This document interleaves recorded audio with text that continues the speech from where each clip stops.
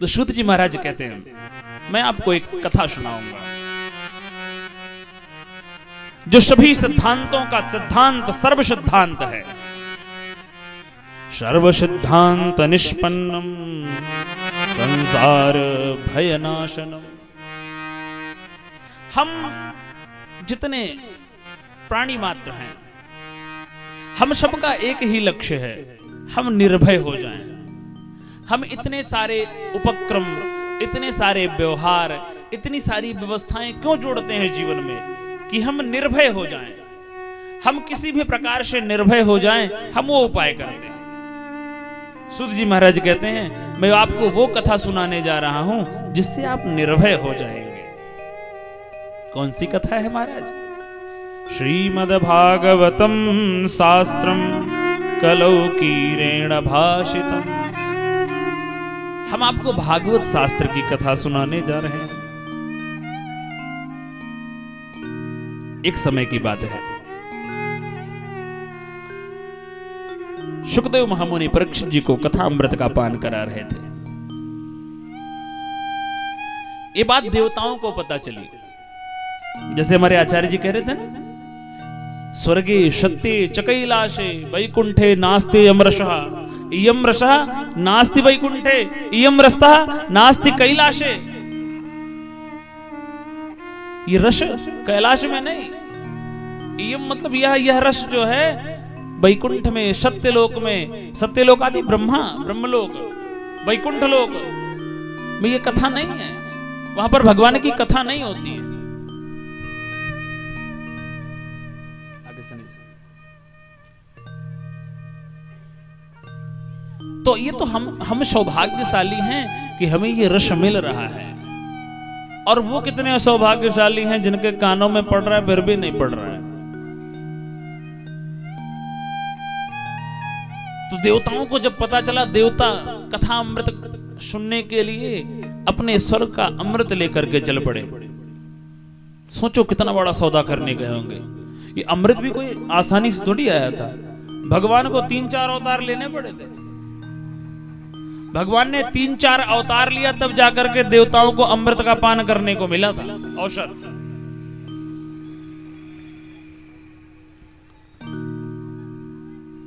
जैसे ही देवताओं को पता चला कि सुखदेव जी महाराज कथा सुना रहे हैं, पहुंच गए देवता सभी एकत्रित होकर के अमृत का घड़ा लेकर के वहां पर पहुंचे। और पहुंचते ही कथा पंडाल में नहीं बैठे, सुखदेव जी के पास चले गए। कथा सुनने का नियम क्या है?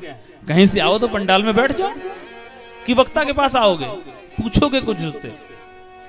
कथा सुनने आए हो ना, तो सुनना तो वहां पड़ेगा ना, क्योंकि यहां से तो सुनाने की व्यवस्था है। देवताओं ने क्या किया, जाकर के मंच पे चढ़ गए और सुखदेव जी के पास रख के कहने लगे, महाराज ये जो कथा आप परीक्षित को सुना रहे हो ना, एक काम करो, ये कथा हमें सुना दो। सुखदेव महामुनि ने देखा, अरे सुधा कुंभम गृहीत्वैव देवास्तत्र समागमन् शुकं नत्वा वदन् सर्वे स्वकार्य कुशलासुराः कथा सुधां प्रयक्षस्व गृहीत्वैव सुधामिमाम् प्रपश्यामो वयं सर्वे श्रीमद्भागवतामृतम्। हे सुखदेव महामुनि, एक काम करिए, आप ये जो कथा परीक्षित को सुना रहे हैं ना, आप इनको इसीलिए सुना रहे हो ना कि इनको 7 दिन में मरने का श्राप लगा हुआ है। तो हम ऐसा करते हैं, इनको अमृत पिला देते हैं। इनको तक्षक काटेगा पर ये मरेंगे नहीं। आप एक काम करो, इनको अमृत हम पिला देते हैं और कथा अमृत आप हमें पिला दीजिए। सुखदेव महामुनि ने देखा, सुखदेव महामुनि ने परीक्षित की तरफ देखा और इशारा किया, ये जो कह रहे हैं करेक्ट है ना, चलेगा। परीक्षित जी ने कहा, नहीं महाराज, हमें तो आपके मुख से जो भगवान की कथामृत का पान करने में आनंद आ रहा है, हमें पता है इस सुधामृत को पान करने में वो आनंद नहीं आएगा। परीक्षित के विरोध के बाद सुखदेव ने देवताओं की तरफ घूरते हुए देखा। पहले घूरा और फिर हंसने लगे। ठहाका लगा करके जब सुखदेव महामुनि हंसे तो देवता जरा शर्मा गए।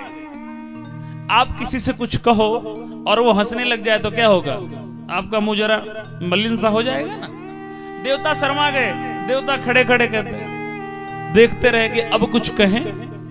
अभक्तांस्तांश्च विज्ञाय नाददौ स कथामृतम्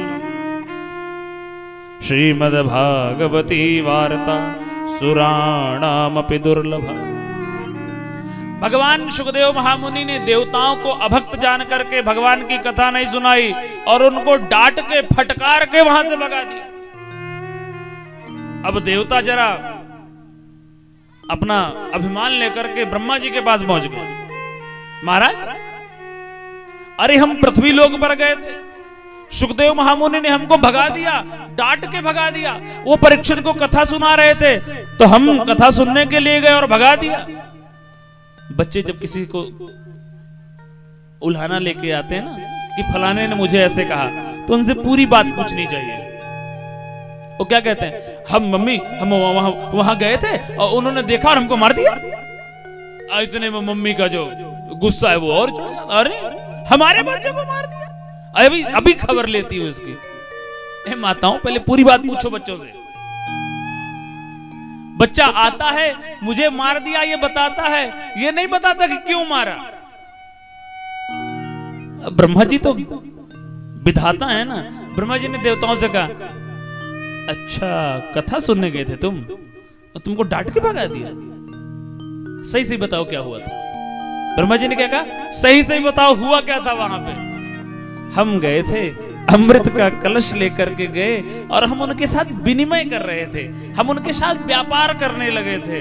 ब्रह्मा जी ने कहा, अच्छा भगवान की कथा इतनी दिव्य है, वो मणि है और ये जो अमृत है ये तो कांच है, कांच। और कांच और मणि का कभी विनिमय हो सकता है क्या? भाई सुनार के पास जाओ और उसको 2 किलो लोहा दे करके 10 ग्राम सोना ला सकते हो क्या? वजन में तो लोहा भारी है ना, पर क्या 2 किलो लोहे का क्या 10 ग्राम भी सोना नहीं मिलेगा? व्यापार हो सकता है क्या उसका? तो ब्रह्मा जी ने कहा एक काम करो, देवताओं का भी मन रखने के लिए ब्रह्मा जी ने कहा एक काम करो, अब जब परीक्षित जी को कथा सुनाई ही जा रही है तो उसका परिणाम देख लेते हैं क्या आता है। थोड़े दिन रुको, जब कथा का विश्राम होगा तो उसका परिणाम क्या आएगा जरा ये देख लेते हैं, उसके बाद कोई निर्णय करेंगे। सत्यलोके तुलां बद्ध्वा, सत्यलोके तुलां बद्ध्वा तोलयत् साधनान्यजः लघुन्यन्यानि जातानि गौरवेण इदं महत्। सत्यलोक में तराजू बांधा गया और उस तराजू में एक तरफ सभी शास्त्र सभी सत्कर्म रखे गए, एक तरफ भागवत जी का पलड़ा रखा गया। और जो भारी होता है, जो वजनदार होता है वो ऊपर उठ जाता है, जो हल्का होता है वो नीचे चला जाता है ना। अच्छा मतलब मैं जो कहूंगा सब पे हाँ करोगे। जो वजनदार होता है वो क्या होता है? नीचे आ जाता है, और जो हल्का होता है वो ऊपर आ जाता है। सभी सत्कर्म सभी शास्त्र ऊपर आ गए और भागवत जी का जो पलड़ा है वो नीचे नीचे नीचे नीचे नीचे जाता रहा। और तभी ऋषिगणों ने वहां पर घोषणा कर दी, तदा ऋषिगणा सर्वे विस्मयं परमं येहु मेनिरे भगवद रूपम शास्त्रम भागवतम कलौ। ये भागवत कोई ग्रंथ नहीं, ये कोई पुस्तक नहीं, ये कोई पुराण नहीं, ये तो भगवान का साक्षात वांग्मय विग्रह है। तेनेयं वांग्मयी मूर्ति प्रत्यक्षा कृष्णैव हि। मंदिर में भगवान मूर्ति के रूप में है और भागवत में भगवान अक्षर अक्षर के रूप में है। क्या भगवान से भी वजनदार कुछ हो सकता है क्या? सभी ऋषियों ने घोषणा कर दी कि भागवत ग्रंथ ही नहीं, ये भागवत भगवान का ही रूप है। ब्रह्मा जी ने कहा भैया पूरा धाता भी विस्मित है। ब्रह्मा जी भी विस्मित हो गए। क्या देखा उन्होंने? सब देवताओं ने देखा, ब्रह्मा जी ने देखा कि परीक्षित को सर्प ने डसा था, और कहते हैं जिसको सर्प काटे उसकी सदगति नहीं होती है, उसकी अधोगति होती है। लेकिन परीक्षित को सर्प ने काटा और उन्होंने भगवान की मंगलमयी कथा का श्रवण किया, और उसका परिणाम क्या हुआ? एक विमान पर बैठ करके चतुर्भुज धारण करके भगवान के लोक को जा रहे थे, और ब्रह्मा जी देवताओं के सहित देखते देखते नजरें ऊपर करते चले गए। अरे ये तो परीक्षित का विमान जा रहा है। इसलिए भैया ये भागवत कोई सामान्य ग्रंथ नहीं। ठीक किया सुखदेव जी ने तुमको डांटा। ब्रह्मा जी ने कहा ठीक किया सुखदेव जी ने तुमको डांटा। अरे तुम चले थे विनिमय करने,